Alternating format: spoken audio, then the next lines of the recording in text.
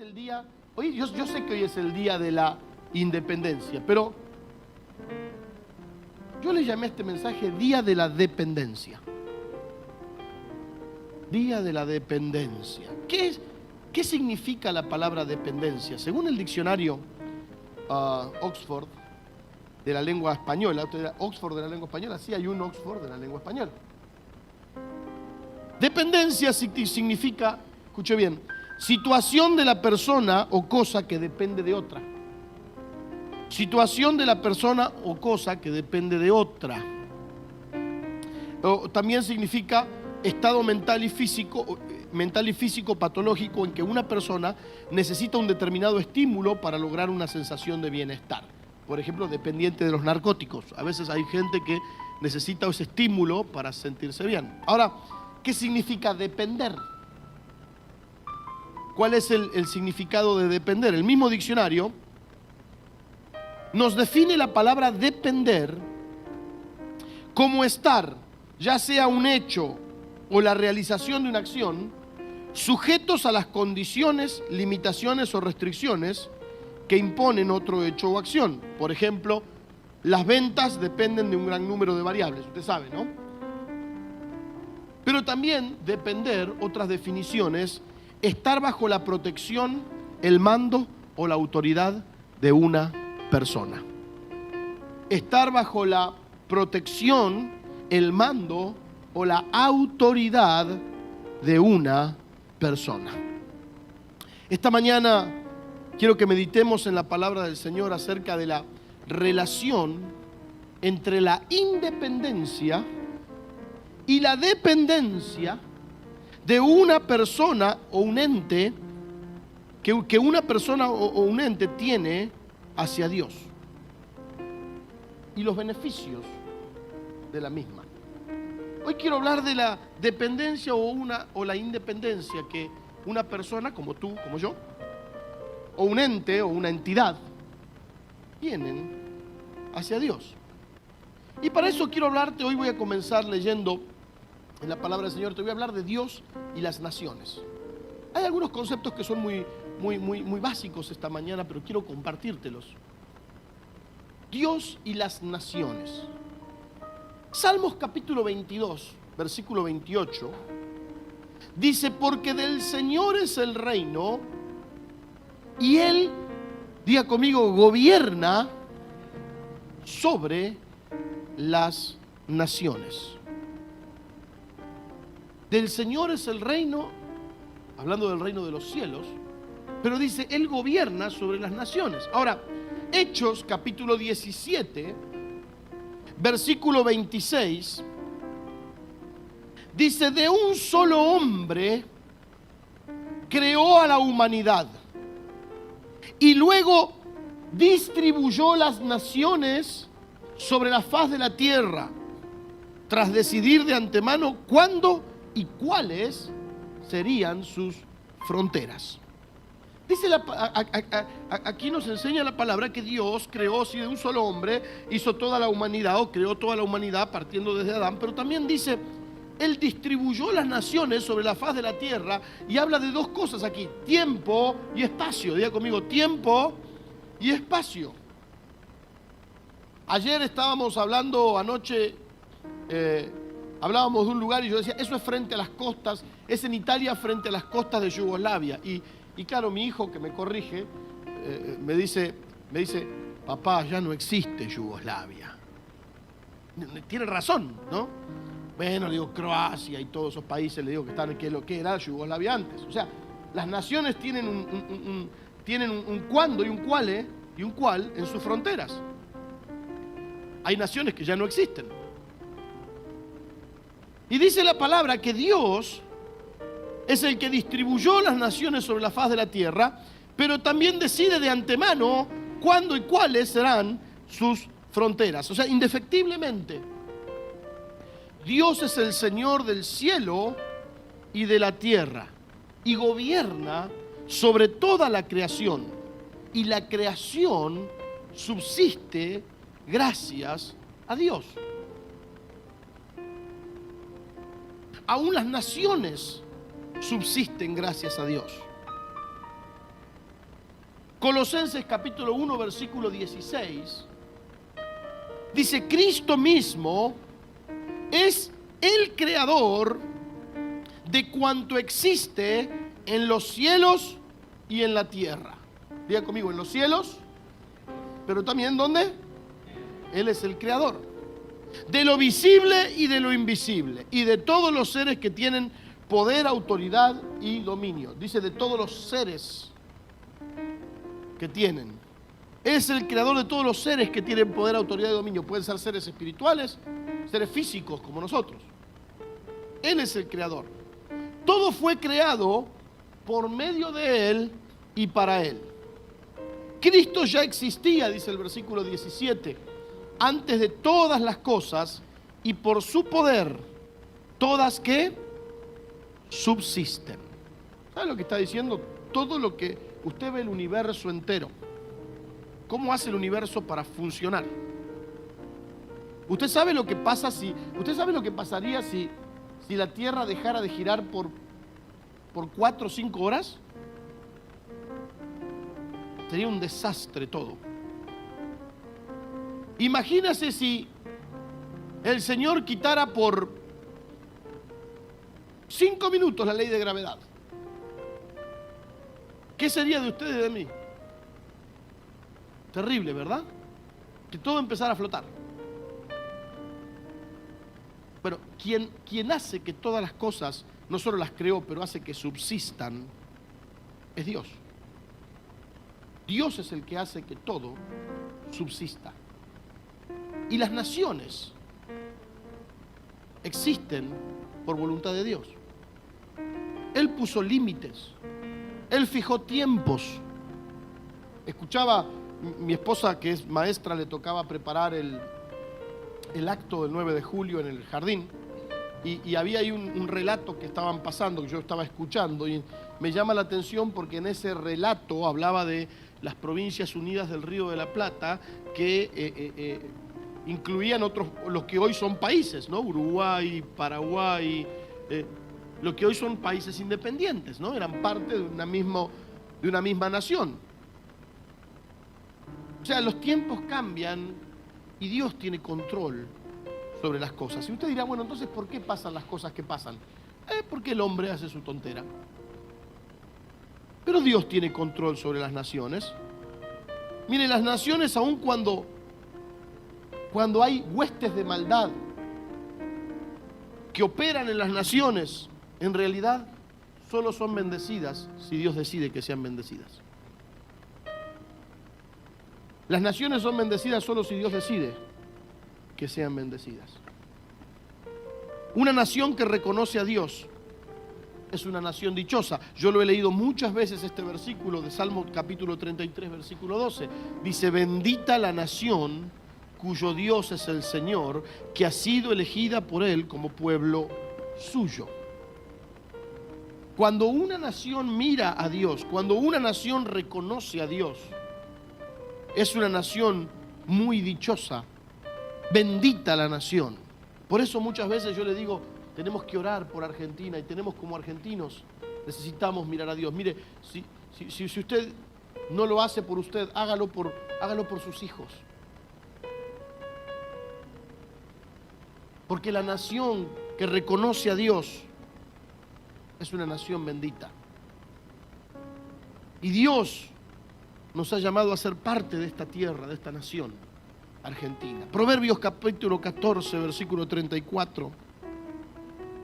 Proverbios 14, 34 dice: la justicia engrandece a la nación, mas el pecado es afrenta de las naciones. Fíjese usted esta relación interesante. Cuando hay justicia, la justicia hace que una nación sea engrandecida, pero cuando hay pecado hace que la nación sea avergonzada. ¿A poco no nos dan vergüenza algunas cosas que se descubren en nuestra nación?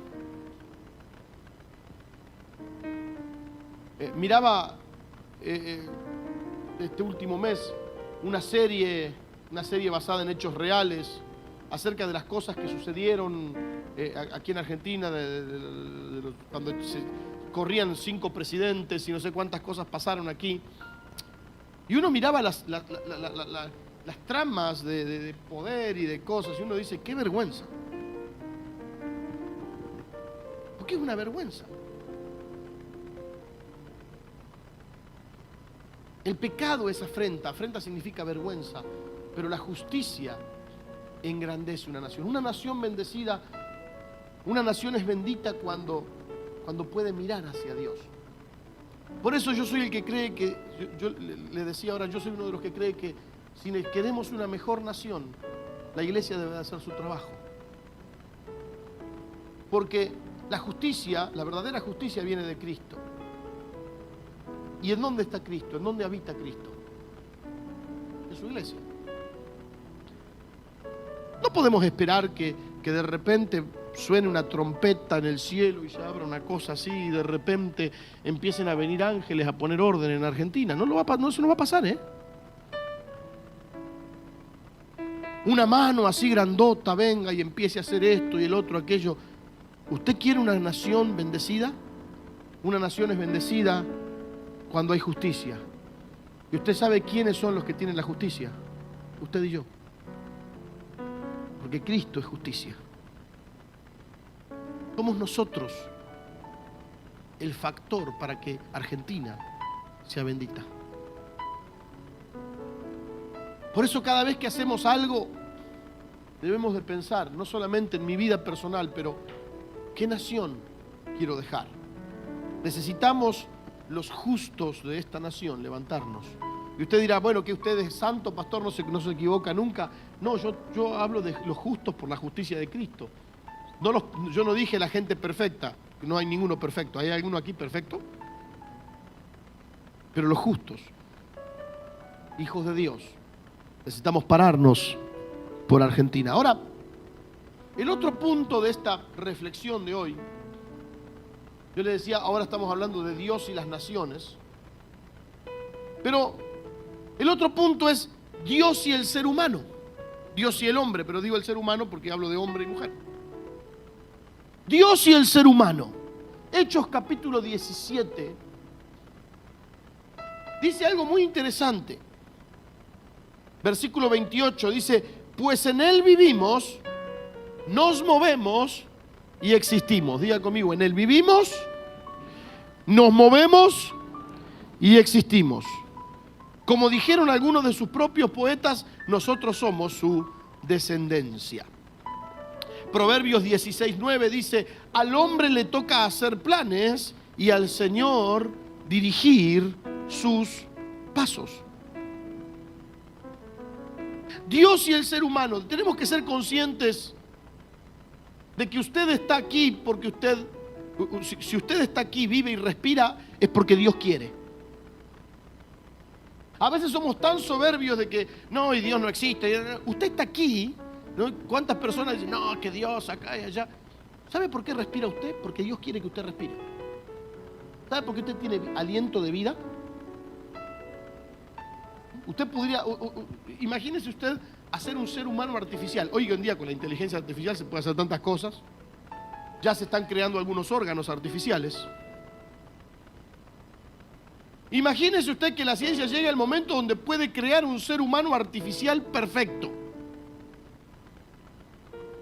Aún así, no funcionaría porque el aliento de vida nadie lo puede generar, solo Dios lo puede dar. Podría ser perfecto, podría tener sangre, podría tener todos los órganos perfectos, sin ningún tipo de enfermedad, sin ningún tipo de deformidad. El ser humano perfecto, pero aún una vez que fuera creado artificialmente, la ciencia jamás va a llegar a poder soplar vida sobre ese cuerpo. Porque solamente Dios es el que da el aliento de vida. Así que usted vive porque Dios quiere que viva. Usted respira porque Dios quiere que usted respire. Mire lo que dice Job 12:10. Y Job, mire que sabía de vida y muerte. Decía, la vida de todo ser viviente está en manos de Dios. Dependen de Él, escuche esto, dependen de Él a cada momento para que les dé su aliento. ¿Sabe qué? ¿Sabe? Hay personas que dicen, yo no necesito a Dios. No sabe lo que está hablando. No tiene ni idea lo que está diciendo. ¿Alguna vez escuchó a alguien decir, yo con Dios nada, Dios no necesito, yo trabajo, yo me gano mis cosas, yo puedo, yo esto, yo el otro? No sabe lo que está diciendo. A veces hasta da lástima su ignorancia. ¿Por qué? Porque si no tuviera, el único que te pudo dar el aliento de vida es Dios. Y dependés de Él en todo momento. ¿Acaso usted no ha visto? Me llama mucho la atención los casos de muerte súbita, gente que está bien, no tenían problemas de salud, no tenían esto, no tenían el otro, no tenían problemas de salud, no tenían antecedentes, no tenían nada, de repente, ¡pum!, están muertos. Y la muerte súbita, yo cada vez que escucho de algún caso de muerte súbita, digo, esto me recuerda de que vivo solo si Dios quiere. Y que no importa cuán sano te creas que podés estar, no importa cuánto te cuides. No estoy diciendo que no hay que cuidarse, no estoy diciendo que no se tiene que medicar si lo necesita hacer, no estoy diciendo que no hay que cuidar su salud, solo estoy diciendo que podés tener un estado de salud perfecto y caer muerto. Ya está comprobado eso. Ahora, pastor, se vino re mala onda hoy. No vine mala onda, solo estoy tratando de decirle que usted y yo dependemos de Dios en cada momento para que nos dé el aliento. Porque Dios nos quita el aliento y ya está. Fíjese. Ahora, le voy a leer algo lindo. Jeremías 29. También usted conoce mucho este pasaje. Dice, pues conozco los planes que para ustedes tengo, dice el Señor, son planes de bien y no de mal, para darles un futuro y una esperanza. Dependemos de los planes de Dios, pero tengo una buena noticia, los planes de Dios son buenos. ¿Sabe que Dios planea cosas buenas para usted? Y algunas personas dicen, y bueno, ¿por qué si Dios planea cosas buenas, a veces vivo como vivo? Porque parece que vos sos como Messi, las gambeteás las cosas buenas. A veces con nuestras malas decisiones le decimos, oso, gambeteamos lo bueno que Dios tiene. Pero los planes de Dios son buenos. Lo que Dios quiere para tu vida es bueno. Dios es un Dios de planes y propósitos para el hombre, sobre todo para sus hijos. Por eso, al hombre no le conviene moverse lejos de la voluntad de Dios. Porque cuanto más cerca de la voluntad de Dios estás, cuanto más vivís en la voluntad de Dios, más podés disfrutar de la vida en Cristo. Ahora, se dará cuenta Dios y las naciones. Las naciones dependen de Dios. Las naciones están cuando Dios dice que estén. Él sostiene las naciones. El hombre depende de Dios. Yo le estaba diciendo, dependés de que te dé el aliento. Te quita el aliento, te vas. Y ya no estás. La vida, nuestra vida depende de Dios. Las naciones dependen de Dios. Bueno, hay un tercer punto del que quiero hablarte hoy. ¿Cuál es el papel de los justos en una nación? Porque las naciones dependen de Dios y usted y yo dependemos de Dios. Ahora, para que la voluntad de Dios se cumpla en plenitud en una tierra, en una nación, los justos necesitan hacer bien su papel. ¿Estamos aquí? Me regalan unos minutitos más, no voy a ser mucho más extenso, ¿eh? Me falta un último punto, pero es muy importante. Las naciones dependen de Dios. El hombre depende de Dios. Ahora, ¿cuál es el papel del hombre justo en la nación? Y hay una historia en Daniel capítulo 4, muy conocida, le recorté versículos, porque si no, nos llevaría mucho tiempo, que es la historia del sueño de Nabucodonosor. Nabucodonosor era el rey de la nación más poderosa de la tierra de aquellos tiempos.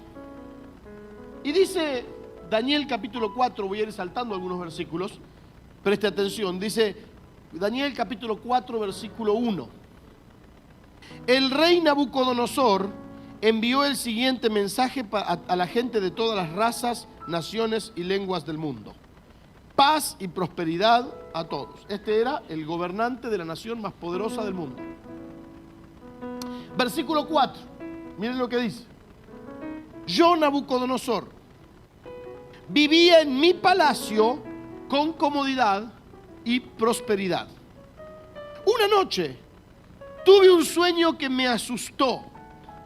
Mientras estaba en la cama, vi visiones que me aterraron. O sea, tuvo una mala noche este hombre, tuvo un sueño. Y el versículo, dice la palabra, voy a leer hasta el versículo 8.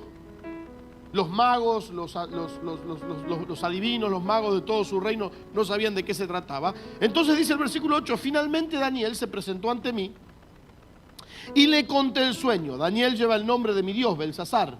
El espíritu de los dioses santos vive en él. Versículo 10. Aquí está el sueño. Dice, mientras estaba acostado en mi cama, soñé esto. Vi un enorme árbol en medio de la tierra. El árbol creció muy alto y se hizo fuerte y se elevó hacia los cielos para que todo el mundo lo viera. Sus hojas eran verdes y nuevas y tenía abundancia de fruta para que todos comieran. Los animales salvajes vivían bajo su sombra, las aves anidaban en sus ramas. Todo el mundo se alimentaba de ese árbol. Luego, mientras soñaba, dice el versículo 13, vi a un mensajero, un santo que descendía del cielo. El mensajero gritó, talen el árbol y córtenle las ramas. Sacúdanle las hojas y desparramen su fruta. Espanten los animales salvajes que están bajo su sombra y las aves que estén en sus ramas. Pero dejen en la tierra el tocón. El tocón es, digamos, el tronco básico, la base del tronco con las raíces. Sujeto con una faja de hierro y bronce, rodeado por la hierba tierna. Que lo moje el rocío del cielo y que viva con los animales salvajes entre las plantas del campo. Durante 7 periodos de tiempo, que tenga la mente de un animal salvaje en lugar de una mente humana. Bien, usted dirá, qué cosa más rara, pastor, ¿qué nos quiere decir con esto? Bueno, este es el sueño del hombre más poderoso de la tierra, se puede decir. El que tenía más autoridad, políticamente hablando, tiene este sueño. Y nadie se lo podía interpretar. Ahora, mire lo que pasa en el sueño en el versículo 17. El versículo 17 dice, pues esto es lo que decretaron los mensajeros. Es lo que ordenan los santos. Diga conmigo, ¿lo decretaron los mensajeros? Ahora diga conmigo, lo ordenan los santos. Para que todos sepan que el Altísimo gobierna los reinos del mundo y los entrega a cualquiera que Él elija, incluso a las personas más humildes. Mire, es un sueño que Daniel lo interpretó. De hecho, no le voy a seguir leyendo Daniel 4, pero Daniel tenía hasta miedo de interpretarlo porque le dice, mire rey, esto tiene que ver con usted. La verdad es que usted me parece que se está agrandando un poquitito. Usted se cree la última Coca-Cola del desierto, rey. Usted se cree que es la mamá de Tarzán. Usted se piensa que nadie lo puede tocar. Le dice al rey, esto tiene que ver con usted. Y no solamente eso, pero el sueño lo interpretó Daniel y se cumplió. Todo esto que dice aquí se cumplió. Daniel le dice, mire, ese árbol es usted. Y usted tiene un reino tan grande que un día, por voluntad de Dios mismo, usted va a ser cortado de su reino, va a ser expulsado de su reino y usted va a vivir entre las fieras del campo. O sea, de ser el hombre más poderoso de la tierra va a ser un paria que vive en el medio del campo, que no se puede comunicar más que con las fieras. Va a ser un salvaje. Hay que decirle eso al hombre más poderoso de la tierra, ¿verdad? Y aquí vemos que quien tal vez fuera el hombre más poderoso de la tierra, el gobernante de la nación más fuerte de la tierra, estaba previo a engrandecerse, envanecerse y creerse magnánimo, o sea, casi que creerse Dios. Y el versículo 30 de Daniel 4 dice: y mientras contemplaba la ciudad, esto había pasado ya un tiempo, había pasado tiempo desde que Daniel interpreta el sueño. Dice que estaba paseándose a la tarde y mientras contemplaba la ciudad, dijo: miren esta grandiosa ciudad de Babilonia. Edifiqué esta hermosa ciudad con mi gran poder. Eso dijo usted dirá, qué creído el tipo. Mire, nosotros a veces no construimos ni un rancho y nos creemos igual que el tipo. Este por lo menos construyó una ciudad. Dice: construí esto con mi gran poder para que fuera mi residencia real, a fin de desplegar mi esplendor majestuoso. ¿Sabe qué le pasó a Nabucodonosor? Se creyó Dios. Se creyó tan importante que dijo: yo todo esto que logré, lo logré yo. Yo con mi poder, yo con mi capacidad. O sea, le voy a decir más o menos lo que pasó. Se creyó independiente de Dios. Se creyó independiente. Dejó de saberse dependiente. De hecho, es interesante porque era un rey pagano, pero era un rey pagano que hablaba bien del Dios de Daniel. Pero llegó un momento en el que dijo: yo soy acá el que hizo todo. Bien. El detalle que veo aquí, ¿y qué le pasó? Le pasó eso. Estuvo 7 periodos de tiempo. Algunos comentaristas dicen que fueron 7 años, otros dicen que fueron 7 estaciones, o sea, un año y 3 cuartos, ¿sí? Porque decía que eran 21 meses. Bueno, no es mi tema de hoy. Eso lo podemos hablar en otro momento. Pero eso es lo que le pasó. Y el detalle que veo aquí es que en el sueño el mensaje de Dios lo recibe a través de un mensajero. Ahora, este sueño, Daniel le dice al rey: este es un sueño que viene de Dios. O sea que lo que él soñó, cada detalle del sueño, venía de parte de Dios. Y en el versículo 17 nos enseña de que él lo recibe a través de un mensajero, y luego observo que entran en acción los santos. De hecho, dice aquí el versículo 17 en la versión Reina Valera contemporánea, dice: esta sentencia, cuando le dicen lo que le iba a pasar, esta sentencia la han decretado los vigilantes y los santos han ordenado ejecutarla, para que todos los seres vivos reconozcan que el Altísimo es el Señor de los reinos del reino de los hombres, y que Él entrega este reino a quien Él quiere y entroniza en Él al hombre más humilde. Bueno, ahí le va. Cuando esto se va a cumplir, esta sentencia se va a cumplir, dice: la decretaron los vigilantes, pero también la ordenaron ejecutar los santos. Y ahí hay algo que me empezó a hacer ruido. Y empecé a leer la palabra, empecé a investigar un poco. Y algunos comentaristas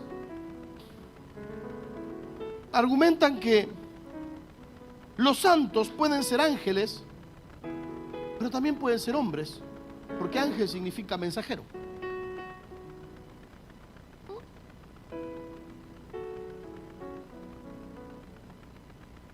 Ángel significa mensajero. Hombres que llevan una vida apartada para Dios, santos, eso significa santo, apartado.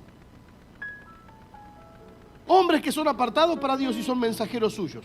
Y esto, créame, que es muy relevante. Porque esto me está enseñando algo que ahora se lo voy a leer en el Nuevo Testamento. En el cielo, Dios dispone en su voluntad los vigilantes, que eso sí se creen eran seres angelicales. El mensajero angelical que se le presentó en el sueño a Nabucodonosor era un ángel poderoso que venía de parte de Dios. O sea, Dios a través de su mensajero da la sentencia. Déjalo el versículo, Dani.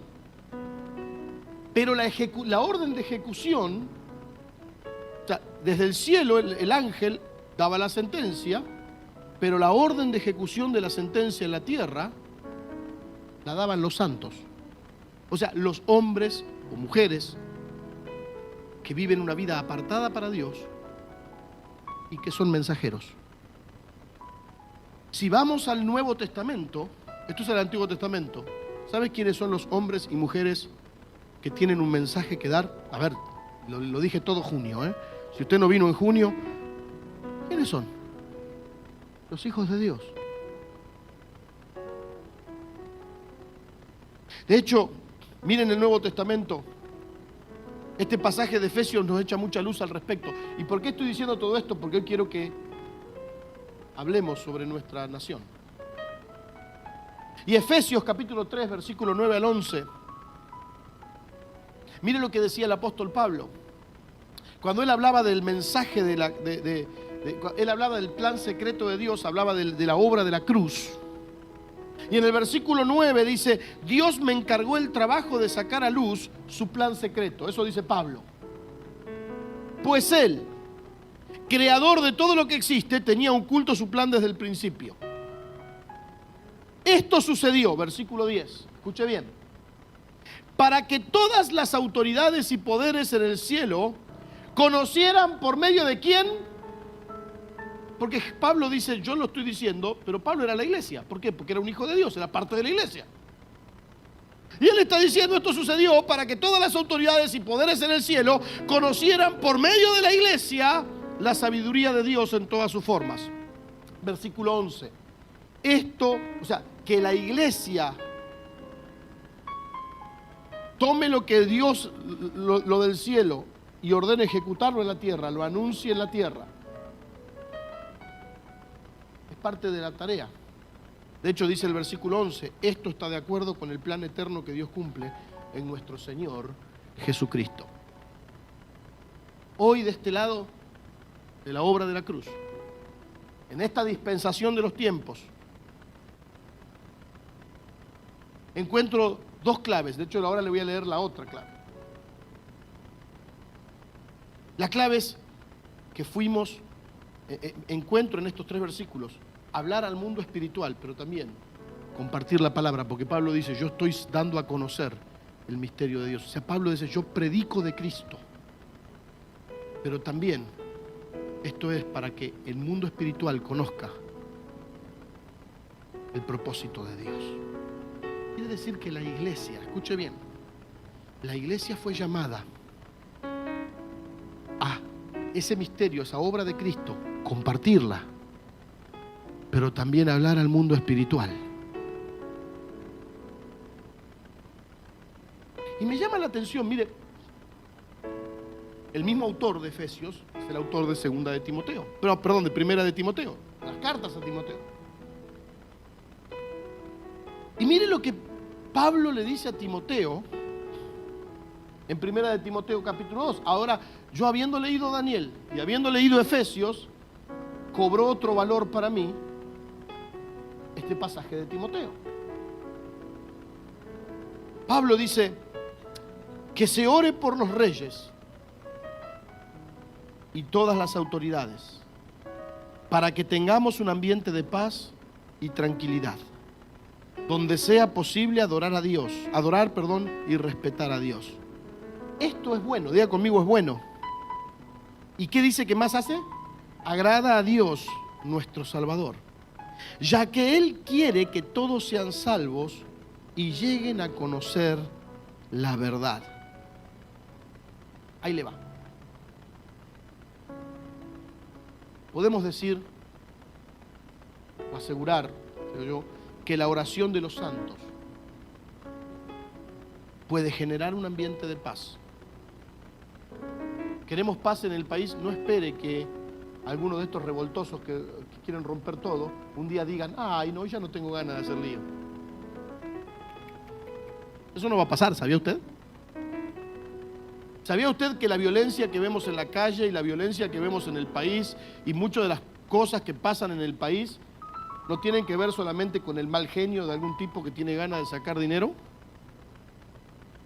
Tiene que ver con espíritus.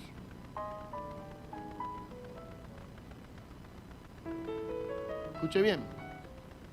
Y es la iglesia, o sea, es Dios el que gobierna las naciones. Escuche bien. Ese Dios que gobierna las naciones que un día le dijo al hombre más poderoso de la tierra, ese Dios, en el consejo del cielo, no me pida que le explique todo esto, porque no tengo tiempo, nos vamos a quedar todo el día acá. Los vigilantes dijeron, esta sentencia se decreta. Pero alguien en la tierra dice, esto es lo que Dios quiere. Esto es lo que el cielo quiere. Ahora nosotros acá en la tierra, los santos, damos la orden de ejecutarla. Alguien se tiene que parar en la tierra, un santo, un hijo de Dios, alguien que vive para Dios, alguien que tiene la autoridad espiritual, se tiene que parar en la tierra y tiene que decir, yo soy uno de esos santos que tomo la palabra, que tomo lo que el cielo dijo y ordeno ejecutarlo aquí en la tierra, en mi país, en mi nación. ¿Sí me explico? Por eso, iglesia, cuando yo le digo que vamos a orar por Argentina, no es, vamos a hacer algo lindo, ver una dinámica de oración. No. ¿Sabe lo que estamos haciendo? ¿Sabe lo que vamos a hacer dentro de unos minutos? Nos vamos a parar delante del mundo espiritual, donde hay un montón de huestes celestiales que no quieren que abras la boca.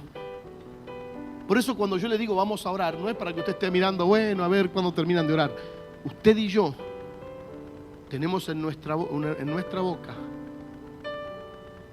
la orden de decir, lo que el cielo ha dictaminado entre Dios y el consejo del cielo, lo que ha dictaminado sobre nuestra nación, nosotros como hijos de Dios, nos paramos en el mundo espiritual y declaramos que es el tiempo de que sea ejecutado sobre esta tierra. ¿Sí me explico? La iglesia tiene que tomar ese lugar. Podemos generar un ambiente de paz. La oración de los santos puede preparar al mundo espiritual para que Dios sea adorado y temido o respetado, como dice aquí. No espere que de repente un día venga alguien y diga, me caen tan bien los evangélicos, que ahora quiero que toda Argentina sea evangélica. No va a pasar. O sea, no seamos ilusos. No va a pasar. Es la iglesia la que se tiene que parar y decir, en el nombre de Jesús nos paramos en esta hora, que los cielos de nuestra nación se abran, que el Dios que ha declarado sobre Argentina se pare y prevalezca sobre todo espíritu de violencia, sobre todo espíritu que se ha levantado en nuestra nación, sobre todo espíritu contrario. Somos nosotros.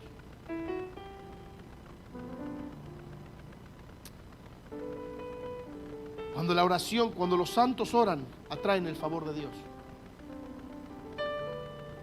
La oración, dice, donde sea posible adorar y respetar a Dios. Eso es bueno y agrada a Dios. ¿Sabe que a Dios le agrada que usted se pare en el mundo espiritual y empiece a hablar? Eso agrada a Dios. Y por último, versículo 4. ¿Por qué eso le agrada a Dios?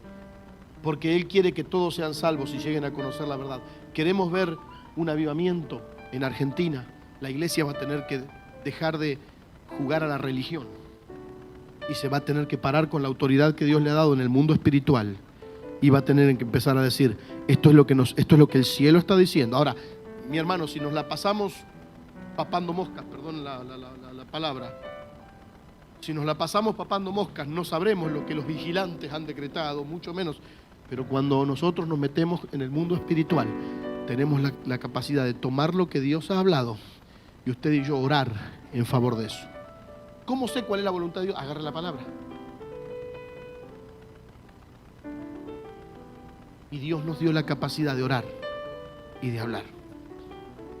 Por eso este día, para concluir, ya podemos ser una nación soberana e independiente de otra, en nuestro caso de España.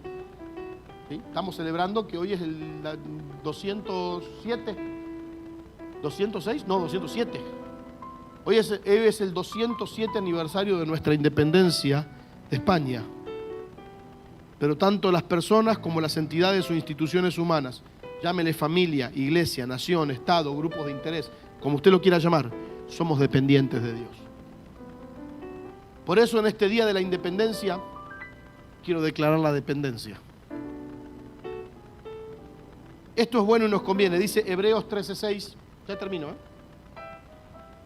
Hebreos 13:6 dice, así que podemos decir con toda confianza, el Señor es quien me ayuda, no temeré. ¿Qué me puede hacer un simple mortal? ¿Usted quiere ver una Argentina distinta? La iglesia tiene que pararse y tomar el lugar espiritual que le fue dado. De veras. Este día de la independencia, al menos nosotros que somos un grupito chiquito de la iglesia en Argentina, no hay tanta gente, tantos cristianos, pero al menos en este lugar, esta es la trinchera que usted y yo tenemos. Los que vinimos hoy a esta reunión, que es nuestra trinchera, nos vamos a parar y vamos a declarar el día de la dependencia. Hoy es el día de la dependencia, porque las naciones dependen de Dios. Y una Argentina bendecida depende de que los santos ordenen ejecutar el decreto de los vigilantes. Este es el tiempo. Así que vamos a ponernos de pie en esta hora. Vamos a ponernos de pie. Cierre sus ojos. Ahora en unos minutos, vamos a orar y luego vamos a terminar. Tenemos muchas cosas hoy, pero yo sentía muy fuerte de compartirte esta palabra. Es el día de la dependencia. ¿Quién lo decreta? Ahora, escuche bien, esto no es...